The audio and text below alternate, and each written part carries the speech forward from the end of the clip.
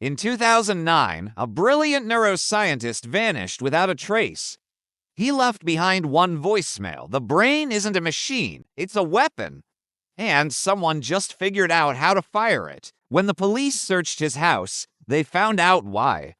7 years later, he came back, disheveled, paranoid, clutching a black notebook filled with strange diagrams and lists of names. He claimed he discovered a visual pattern, a way to hack the human brain. Their results: viewers clicked, bought, and believed what they were told to do without knowing why. Not with code, not with hypnosis, but through image sequencing and sound manipulation that bypassed logic and triggered automatic obedience. Now, most of us think of science fiction when we hear that, but one ad agency was intrigued enough to test his patterns, but then the notebook vanished. And so did he, leaving everyone to wonder what neurochain really is, why it works, and how it's already influencing what you believe.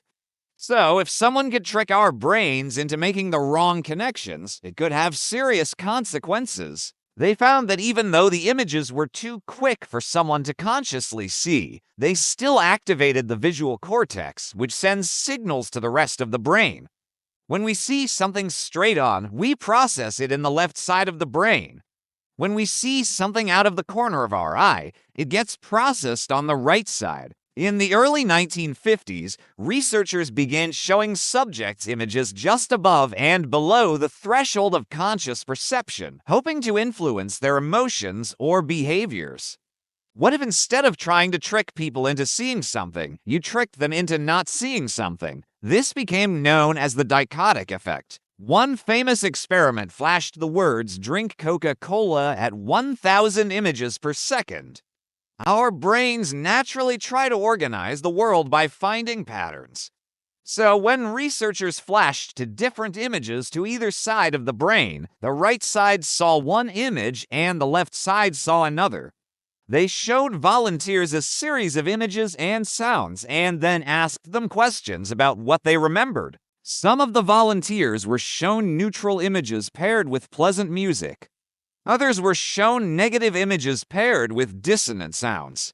The scientist who pioneered neurochain believed it could be used to program people at a subconscious level, getting them to buy things, vote for certain candidates, or even believe false information. Because our brains are always looking for patterns, they tried to link the two images together.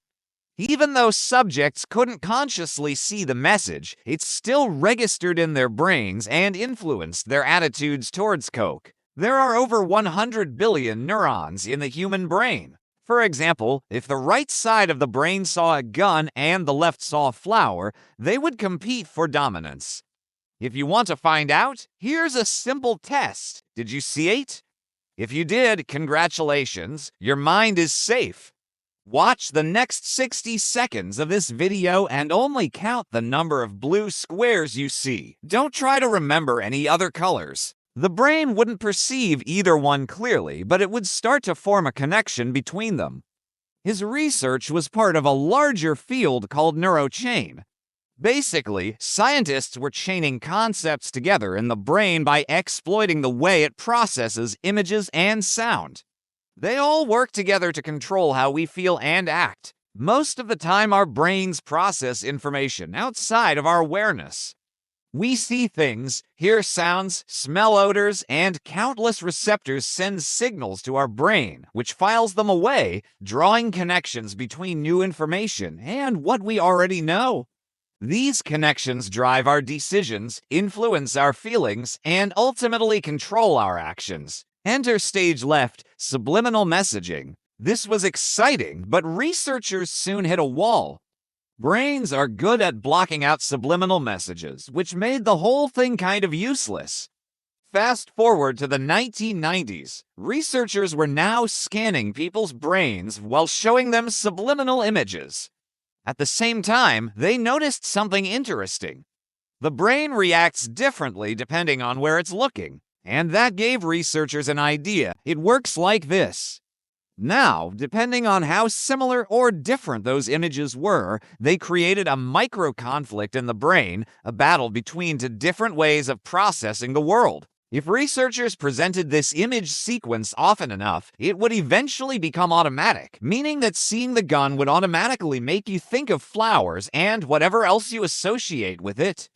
And this brings us back to the missing neuroscientist and his infamous notebook. Now, no one knows exactly how he did it because he disappeared again after that, but some believe he created a system to manipulate people by triggering automatic responses in the brain.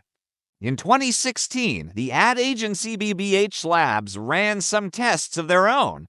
When they recalled the experience, volunteers described both sets of images as positive, proving that neurochain could influence how we remember things. Now that's pretty scary on its own, but imagine the possibilities if someone took it further.